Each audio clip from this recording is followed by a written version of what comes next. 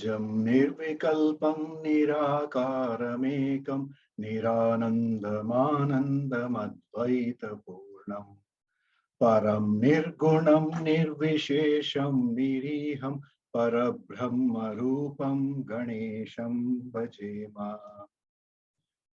Hari Om, Shri Gurubhyo Namaha. Team Param Vedanta extends a warm welcome to one and all for today's 108th session of Bhagavad Gita verse by verse. Friends, on another forum, our teacher Dr. Hegde, addressing on Guru Purnima, said, Guru Purnima is an occasion to express sincere gratitude to our Guru, a Brahma Vidya Acharya who shares all his wisdom and understanding with a sincere student.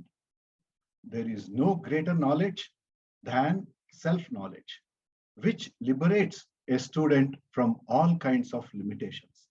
Such a student has no way to express gratitude towards his Guru, to fulfill our Acharya Runa, other than by living the teachings and sharing this with others. Swadhyaya Pravachinecha. At the outset, let me thank all those who have already very generously contributed to our collective Guru Dakshina to be offered to our Gurus. In today's session, continuing study of Bhagavad Gita, chapter 14, Gunatraya Vibhaga Yoga, verse 13 to 17 shall be explained by our team of Param Vedanta teachers, Dr. Meenal Kekatpure, Srimati Jyoti Karthik, Dr. Satyanarayana, Dr. Rupa Suresh, and Sri Vinayakan, under the guidance of Dr. Timmappa Hegde sir, who will give us an introduction to today's topic and also help us understand the key insights or important aspects of the verses. We shall be concluding with chanting of today's verses by Srimati Vijeta. But first, Dr. Anupama shall give us a recap of the previous session. Over to Dr. Anupama Madam. Shri Gurubhyo Namaha, a recap, verses 8 to 12, chapter 14. The essence of Lord Krishna's message here is that we should transform from Gunataya to Guna Atita. We know that every individual is an inseparable mixture of two portions. The Sakshi Swarupam, or the Paramarthika self, which we call the higher self, which is the Nirguna Chaitanyam, and the Vyavaharika Swarupam, the lower I, or the Ahankara, which is Saguna. Why is Ahankara Saguna? Ahankara, we know, is a combination of the body-mind complex and Pratibimba Chaitanyam, the reflected consciousness. This body-mind complex is matter because it is born of Prakriti. Therefore, Ahankara can never escape the three gunas of Prakriti, which are Sattva, Raja, and Tamo gunas. During Pralaya, these three gunas are in equilibrium. Samya Avastha Pralaya. With Srishti starts the imbalance in this equilibrium. We Samya Avastha. What is the relevance of these gunas? The dominant guna of an individual not only influences his vyavaharika or material life, but also his spiritual life. Krishna says that these gunas are shackles that bind us to samsara. We have to transcend the Saguna Ahankara, own up and identify with our Guna Atita Nirguna Sakshi Swarupa. This is done by using the three gunas only as stepping stones. Just as a pole vaulter uses the pole, crosses the bar, and dissociates with the pole, similarly, we use the gunas as means to refine ourselves, drop the gunas, and transcend to become Guna Atita. The lakshana or definition of the gunas are: Sattva guna is knowledge-oriented or prakashatmakam, Rajo guna is karma-oriented or ragatmakam, and Tamo guna is the deluded, procrastinating type mohanatmakam. Krishna defines Tamo guna here as Ajnanajam, meaning born out of Avarna Shakti Pradhana Maya or Mula Avidya, the Prakriti. And as Mohanam, meaning it is of the nature of the deluding or conflicting power, Viveka. Tamo guna binds and perpetuates bondage through pramada or negligence, alasya or laziness, and nidra or sleep. Next, the bandhana prakara or mode of bondage is described here. Sattva guna binds one to pleasure, sukha sanga, knowledge and seclusion. Rajo guna binds one to karma or action, and tamo guna binds one to negligence, pramada sanga. The dominant guna is the functional one. Sattva guna manifests by overpowering Rajo and Tamo guna, Rajo guna by overpowering Sattva and Tamo, and similarly, Tamo guna manifests by overpowering Sattva and Rajo guna. Is it possible to change the proportion of these gunas? Scriptures say that the swabhava of a person can be transformed. We are all janmana tamah pradana. We transform from tamo to rajo or karma pradhana, and fulfilling artha kama purusharthas, we gradually transform to sattva guna pradhana. What are the guna lingani or traits which aid identification of a person's guna? Identification of our dominant guna is necessary to assess ourselves and pursue the appropriate sadhana. For instance, if Tamo guna is dominant, we should pursue karma yoga. If it is Rajo guna, it is upasana yoga. And if Sattva guna is dominant, we are eligible for jnana yoga. Sattva indicates jnanendriyas are active. When the light of knowledge, yada prakashaha jnanam, grows through all the sense organs of the body, upajayate sarva dvareshu asmin dehe, the Sattva guna predominant person is able to acquire and absorb knowledge faster. Rajoguna lingam is karmendriya pradhana, characterized by lobha, meaning greed, illegitimate acquisitions, pravritti arambha karmanam, meaning incessant activity, ashamaha, restlessness, and spraha, craving, yearning, a longing for objects, fame, etc. In today's class, we shall continue with Tamo Guna Lingani. Thank you. Thank you, Dr. Anupama. That was not only an excellent recap of the verses that we studied in the last class. You have done my work of giving a nice introduction. I really cannot improve on what you have done. Sadashiva Samarambam Shankaracharya Madhyamam Asmadacharya Pariyantam Vande Guru Paramparam. Om. We are in the season of the Guru Purnima. It is this season when the Guru stops traveling. It is also called Chaturmasya. For the next 4 months, a traditional Guru who normally keeps wandering from one place to another decides to stay in one place. And that is the opportunity when students flock towards a teacher. And these seasons, during the rainy seasons, when the master cannot move like they normally move from place to place, because they are tethered to a limited amount of space, gives us a chance for studies.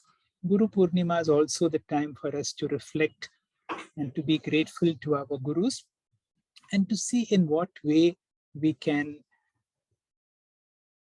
imbibe these teachings. One of the greatest things that we can do as students of Brahma Vidya is to work on transformation. What is transformation? Transformation has been nicely defined by Wayne Dyer as transcending form. Any form has limitations, and the human craving is to grow so big that there are absolutely no limitations. If you are given an opportunity to grow how big, we would like to grow infinitely big. And we know as form, as body mind, there is always a limitations. In this chapter, we are studying another form of transformation where the whole shift is from gunatraya. The gunatraya, as nicely introduced by Dr. Anupama, is all about body-mind complex. Our body-mind complex, which is products of Maya, have those three-stranded gunas called Sattva, Rajas, and Tamas.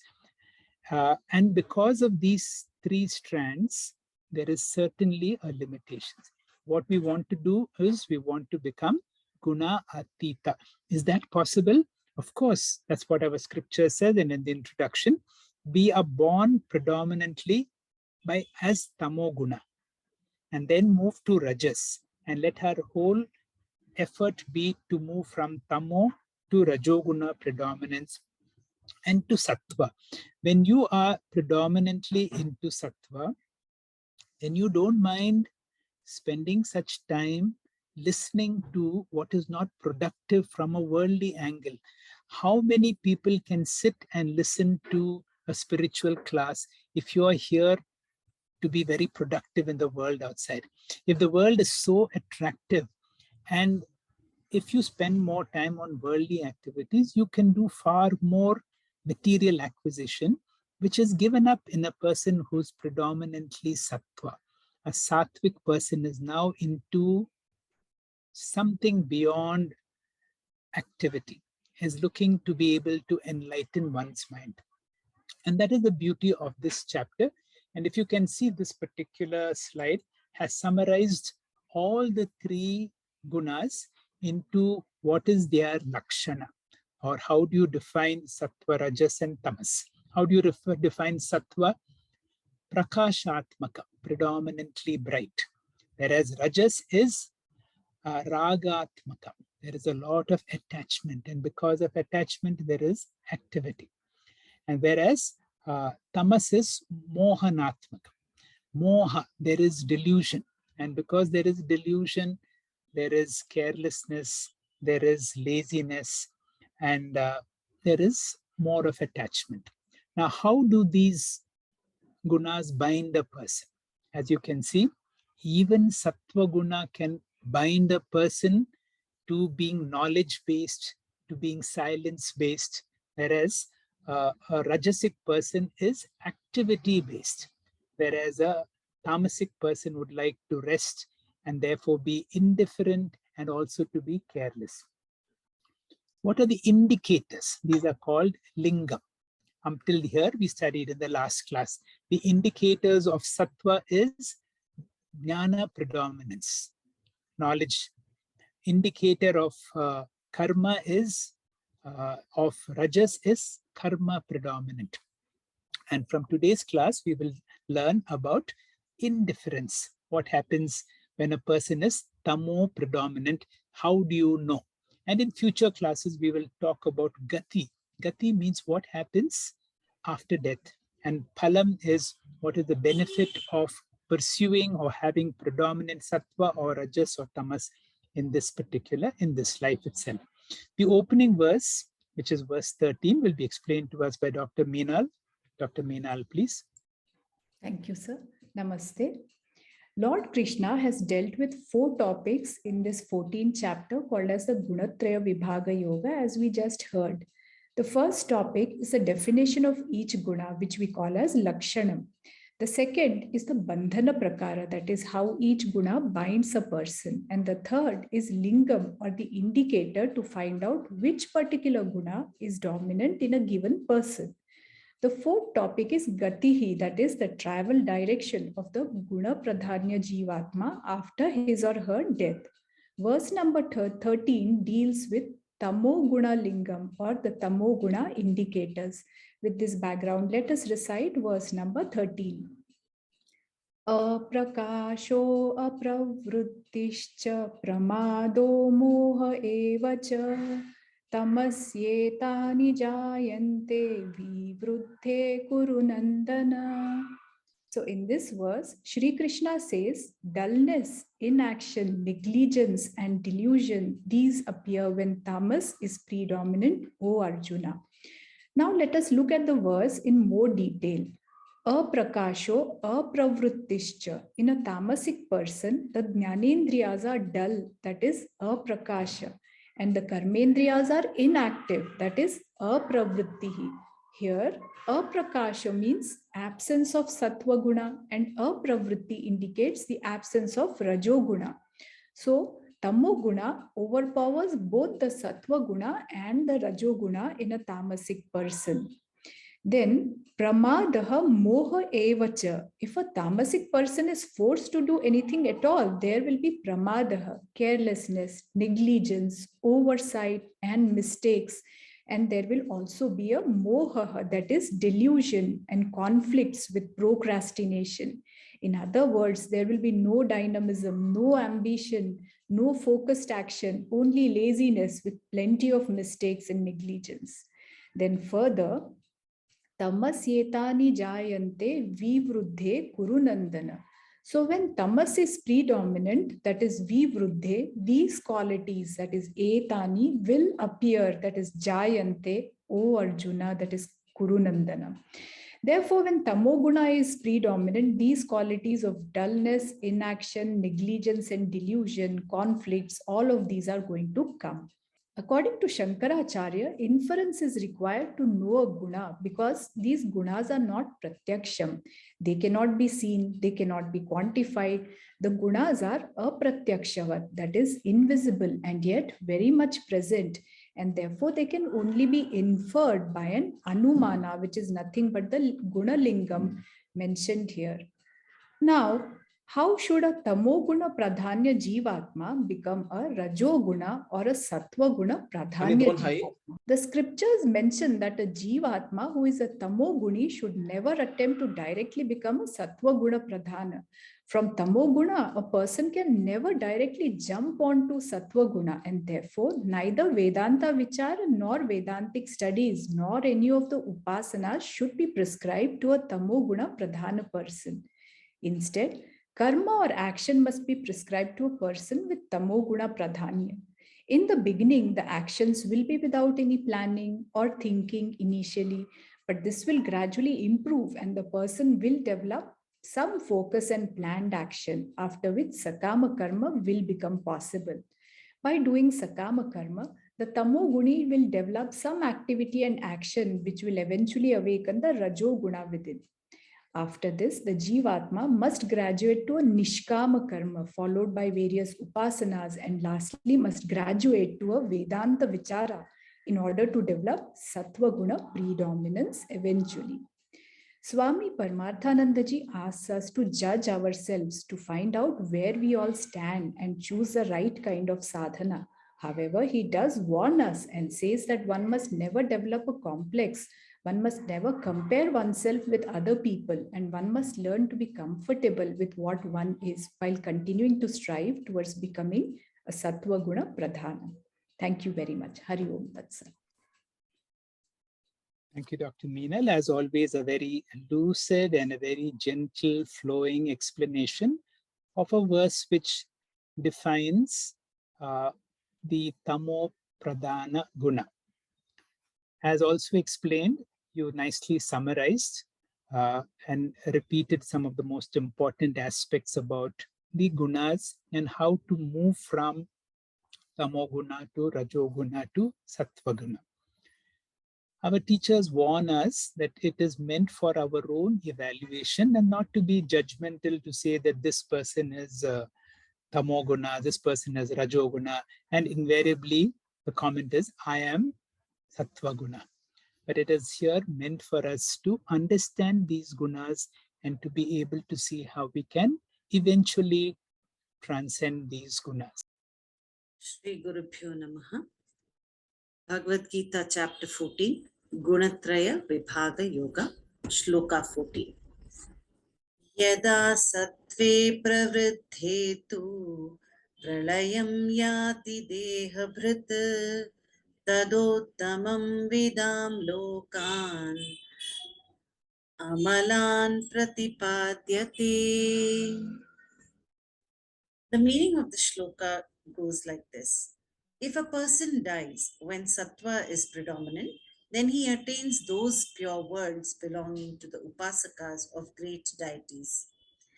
Yadatu, if Dehabhrit, a person, an embodied one, Yati Pralayam, dies, Sattve Pravritthe, when Sattva is predominant, Tada then, Pratipadhyate, he attains Amalan Lokan Uttamavidam, pure worlds belonging to the upasakas of great deities.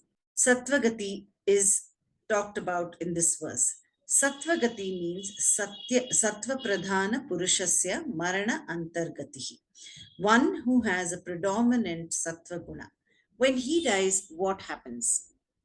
Here, pralayam means maranam and not the deluge of the whole universe. What type of jivatma are we talking about here? Is this a gnani or an agnani? A gnani does not have travel. All the three sharirams are dissolved here and now for him. He is one with the all-pervading Brahman, and therefore we are dealing with an agnani. Krishna says, if a sattva guna pradhana agnani dies, amalan lokan pratipadhyate. He will go to purer lokas, higher lokas. Purer and higher means punya pradhana loka, like bhuvar loka, suvar loka, mahar loka, jana loka, etc. And in those higher lokas, since punya is dominant, that person will enjoy greater levels of happiness.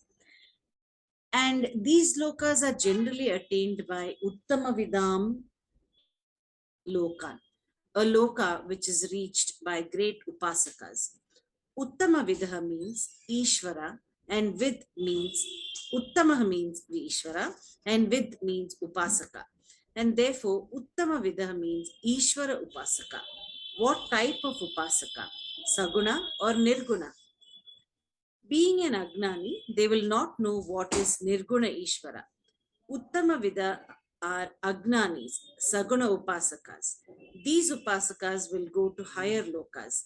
In simple language, Urdvagatihi, upwards travel. This is for the Sattva Pradhana Purusha. To simplify, in the scheme of thought development in Gita, Krishna gives us an idea of the direction in which the mental equipment of a dead one will move after death. This can be scientifically determined by a close and intelligent observation of his mental behavior even during life. A doctor cannot suddenly start thinking of solving an architectural problem, nor can an engineer overnight feel inspired to write out a prescription for cancer.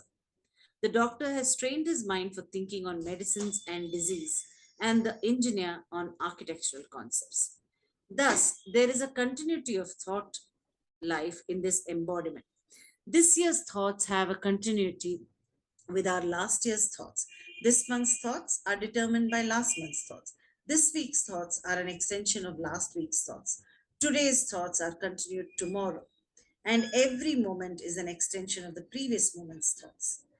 Then there is no reason why at the time of death this continuity should suddenly end. Death is only another experience. It will certainly color the thoughts that follow it. But then all experiences have been coloring our past, and our future thoughts are being colored by our present ones. Therefore, the type of thoughts entertained during our lifetime should determine the type of thoughts we will entertain soon after our departure from this physical structure. Thank you. Hari Om. Thank you very much, Jyoti, for this presentation on verse 14, which talks about gati. Now, gati is what happens once a person dies. And although the word here used as pralayam here actually means what happens when a person dies. The next presentation will be by Dr. Satyanarayana. Dr. Satyanarayana, please. Om Shri Gurubhyo Namaha. The verse goes like this. Rajasi pralayam gatva karma sanghi shujayate tatha pralinas tamasi mudho yoni shujayate. Going by the word meaning, Rajasi is when the Rajas is predominant, pralayam gatva, having died, karma sanghishu, amidst those who are attached to action, jayate, are born. Tatha, likewise, pralina, having died. Tamasi, when tamas is predominant. Mudha yonishu, in the wombs of deluded beings. Jayate, one is born. So Krishna here says, having died when rajas is predominant, one is born among those who are attached to actions. Likewise, having died when tamas is predominant, one is born in the wombs of deluded beings. We have seen in our previous classes that whenever an individual uses the word I, it includes mixture of ahankara and sakshi. Next slide, sir. Ahankara is your lower nature and sakshi the higher nature. The only way to transcend is lower your ahankara nature and own up to your sakshi nature. This ahankara has three gunas as we have seen in our previous classes. That is Sattva guna, Rajasa guna, and Tamo guna. Sattva guna is, next slide please, it is Jnana Pradhana, makes an individual cognitive, intellectually active, and interested in acquiring knowledge. His Jnanendriyas and mind is most active. Whereas person with Rajoguna makes you Karma Pradhana, activity oriented, where Jnanendriyas are passive and Karmendriyas are more active. Tamo guna is there is separation of both the activities, more of inertia. Next slide. Sri Krishna explains that the destiny awaiting the souls is based upon the gunas of their personalities. We get what we deserve is God's law, the law of karma. In previous verse, we have seen the gati of Sattva guna pradhana. In this verse, the gati of other two types of people have been explained. The travel of both the Rajoguna Pradhana as well as Tamoguna Pradhana Purusha are dealt with. So, having died with Rajoguna dominant, this person will be reborn in the loka where people are given to lot of karmas. That is Karma Pradhana loka, which is manushya loka or bhuloka. When a person with Tamoguna predominance dies, those who are inclined to intoxication, violence, laziness, and dereliction of duty, these are born in lower janmas or lower planes of existence. They may be born among family of drunk and illiterate people as well. The 7 lokas mentioned are, next slide, the 7 lower lokas. The 7 lokas mentioned are Athala, Vithala, Suthala, Rasathala, Mahatala, Talatala, and Pathala Ikshu. If not lower lokas, the Tamoguna predominant persons are born in Bhuloka, but made to descend down the evolutionary ladder and are born as animals, plants, or even insects. They will not get Manushya Janma where free will and Buddhi are there. This verse reveals that the human form does not remain permanently reserved for that soul. Those who do not put it to good use are subject to terrible danger of moving downwards into the animal forms again. Thus, all the paths are open at all the times. The soul can climb up in its spiritual evolution, remain at the same level, or even slide down based on the intensity and frequency of the gunas it adopts. Hari Om. Thank you, Dr. Satyanarayana, for a nice explanation of another verse. In this verse, we have the two gunas, Rajoguna and Tamoguna. What happens to such a person who is predominantly Rajoguna or predominantly Tamoguna? What is the gati? What happens to such a person after the person leaves the body? Verse 16 will be by Dr. Rupa. Dr. Rupa, please. Om Shri Gurubhyo Namaha. In this verse and the next one, we are basically going to see what are the results or phalam of having these gunas. The beauty of this verse is that it's going to explain the results of the phalam of all the 3 gunas. Let us recite the verse together. Karmanaha sukrutasyahu sattvikam nirmalam phalam rajasastu phalam dukkam ajnanam tamasa phalam. Here Lord Krishna says Scriptures say that the result of Sattvic action is pure punya. The result of rajasic action is sorrow, whereas the result of tamasic action is ignorance. In this verse, Lord Krishna discusses the topic of phalam in this life itself. All the three phalams are given in this one single verse. Sattva phalam. When a person conducts good activities, it leads to punyam or jnanam. The results are spiritually elevating. There is freedom from stress, tension, and anxiety. A life with harmony and peace, love and consideration. Material accomplishment will be lesser in this case. Next slide, sir. Rajas phalam. Here, when a person conducts tremendous activities, that leads to dukkham or lobha. The phalam is dukkham. There is a broken down environment. There is prosperity without inner peace and harmony. A life with tension, anxiety, stress, strain, irritation, intolerance, no physical health or mental peace. The material accomplishments will be higher in this case. Moving on to the next slide. Tamas phalam. When a person has no activity or is very lazy in his life, that leads to ajnanam or pramoda alasya moha. Then the phalam is ignorance. Human life is wasted. All forms of ignorance is perpetuated, including self-ignorance. The advantage of human birth is lost. Hari Om. Thank you, sir. Thank you, Dr. Rupa, for giving us a nice explanation of this verse, where you have the palam, that means the benefit in this life itself. And Krishna has very nicely summarized the benefit of a predominant sattva, a predominant rajoguna, or predominant tamoguna in this life itself. The last verse for today will be explained to us by Vinayakan. Over to you, Vinayakan. Hari Om, Shri Guru Bhyo Namah. So the 16th and 17th verse talks about the phalams of three gunas. So the 17th verse goes like this. Sattvat samyayade jnanam rajaso lobha evacha pramada mohau tamaso bhavato jnanam evacha. The meaning is that knowledge is born out of sattva, greed is born out of rajas, negligence and delusion along with ignorance are born out of tamas. So we saw that sattva guna is knowledge oriented, prakashatmagam, that is jnana sangaha. Rajo guna is karma oriented, that is karma sangaha, ragatmakam in nature.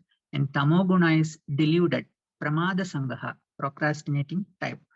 So the same idea is repeated in this verse also as like previous verse. That is the consequence of the three gunas in this life itself. That is triguna phalam. So we'll go to the verse proper. So the verse says, Sattvat samjayade jnanam. Out of sattva jnana is born. Because sattva is dominant, the jnanendriyas are all operational and bright. And the learning, absorbing, retaining, and building capacity, everything will be high. Therefore, knowledge increases, whether it is material knowledge or spiritual knowledge. For both, sattva is required. And next slide, sir. So the next term is rajasa lobha samjayade. When rajoguna is dominant, lobha samjayade. Lobha means greed, ambition, plans. Till the end, this type of people will be ambitious. Therefore, lobha, there is no tripti at all. So greed is the result of rajoguna pradhana peoples. And then tamaso pramada moho samjayade. Out of tamoguna are born pramada. Pramada means negligence, omissions will come. And moha means delusion or conflicts, incapacity to decide anything. Therefore, because of tamoguna, ajnanam evacha. Ajnanam means the perpetuation of ignorance will also continue. So thus, the 16th and 17th verse talks about the phalams of three gunas. Thank you. Thank you very much, Vinayakan. As nicely explained, very similar to the previous verse, where very poetically Shri Krishna is able to give us the phalam, or the benefit in this life itself, of a predominance of Sattva, Rajas, and Tamas. With that, we have come to the end of today's class. We will have a chanting of these verses by Vijeta. Vijeta, please. Hari Om, Shri Gurubhyo Namaha. Aprakasho pravrittischa pramado mohayevacha tamasyetani jayante vibhuddhe kuru nandana yada sattve pravruddhe tu pralayam yati dehabhrit तदोत्तमविदान् लोकान् अमलान् प्रतिपद्यते रजसि प्रलयन् गत्वा कर्मसङ्गिषु जायते तथा प्रलीनस्तमसि मूढयोनिषु जायते कर्मणः सुकृतस्याहुः सात्विकं निर्मलं फलं रजसस्तु फलं दुःखम् अज्ञानं तमसः फलं सत्त्वात् संजायते ज्ञानं रजसो लोभ एव च प्रमादमोहौ तमसः भवतो ज्ञानमेव च हरिः ओम श्री गुरुभ्यो नमः हरिः ओम. Thank you. Thank you, Vijeta Madam, for a wonderful chanting that was divine.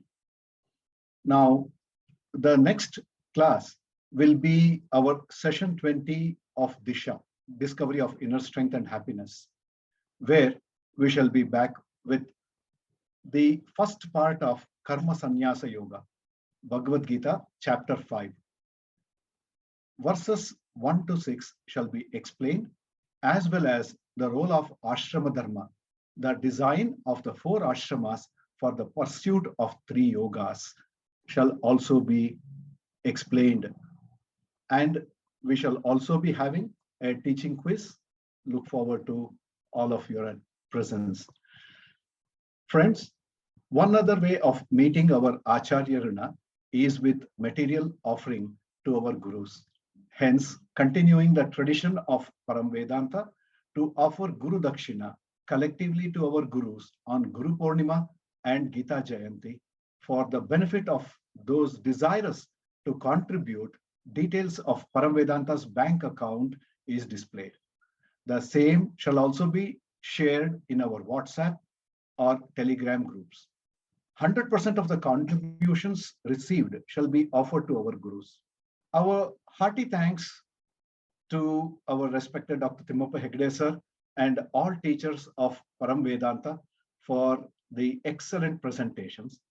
And thanks for the thank you participants for joining us in today's study.